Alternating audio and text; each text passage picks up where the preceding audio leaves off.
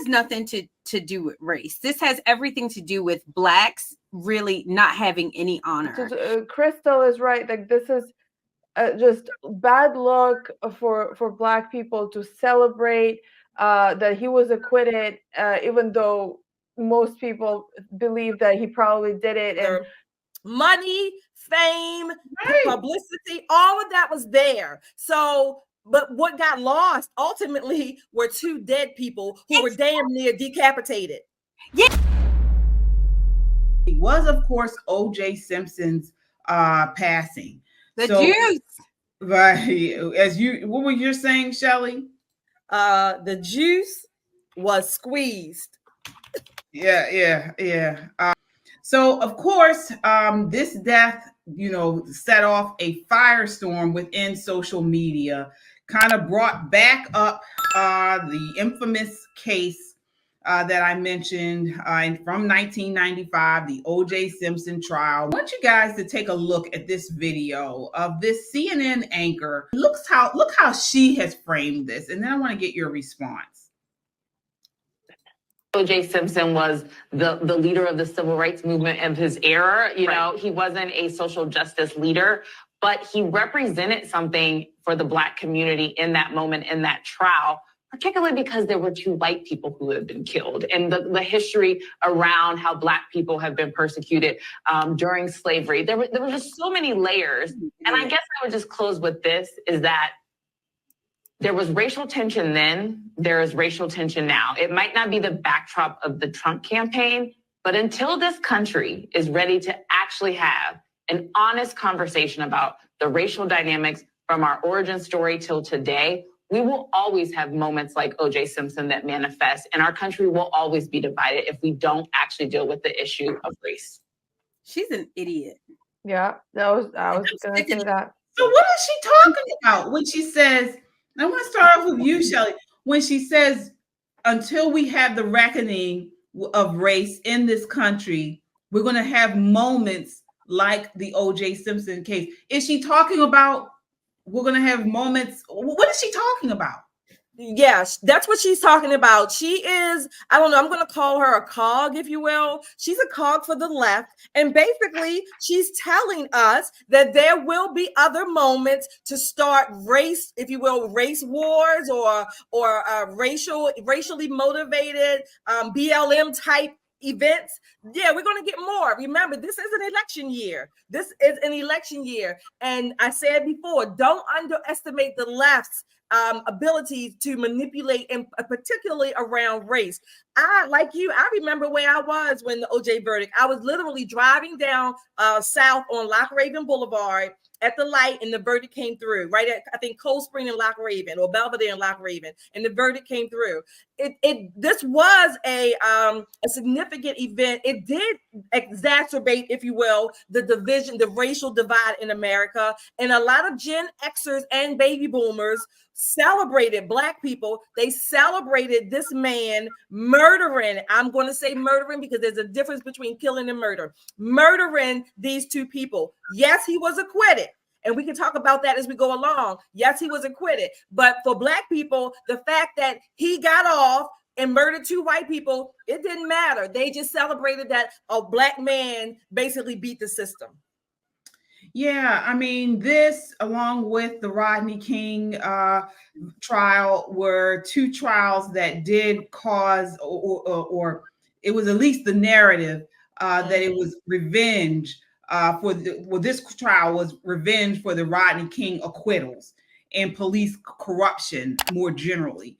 This is what the narrative and people, they say Black people felt like. What are your thoughts on this, Crystal? Her comments and then the spectacle surrounding OJ's death.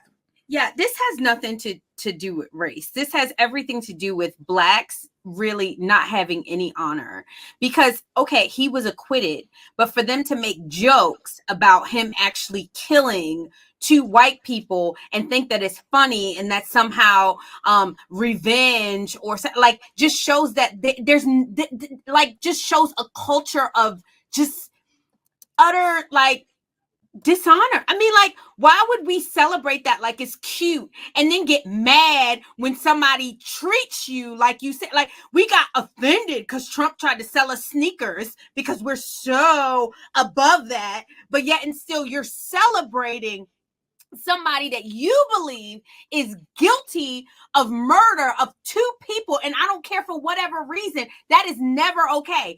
It's different if we're saying, hey, we don't believe that he did it, because I have some questions. I really do, because the trial, we believe that you have to be proved guilty beyond a reasonable doubt, and one could argue that the prosecutor did not do that, but that's not what these people are saying. This is not what the blacks are saying. They're saying, yeah, ha ha ha, he got away with it, and y'all get away with stuff all the time, so we could get away with, like, just utter foolishness. It's so embarrassing to me. It really is embarrassing.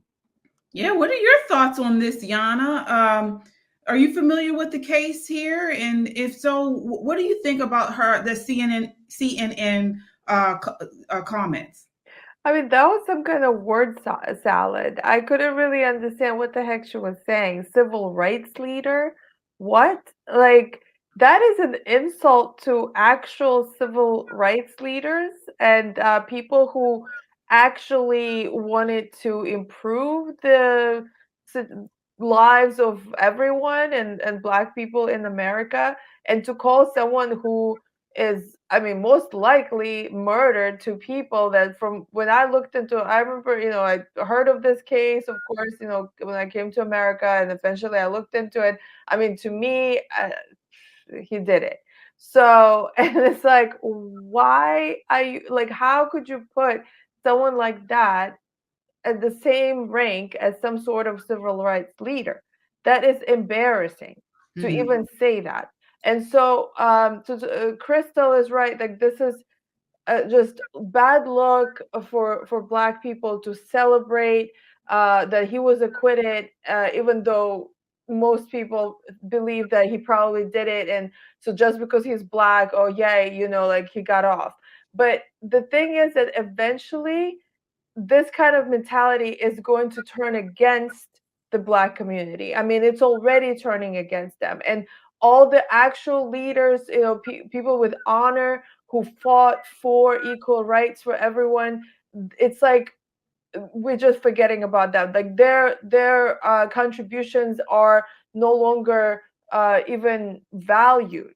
And eventually, unfortunately, it's going to turn into some sort of race war. And who is going to perpetuate it, and who is perpetuating it right now, are the Black people.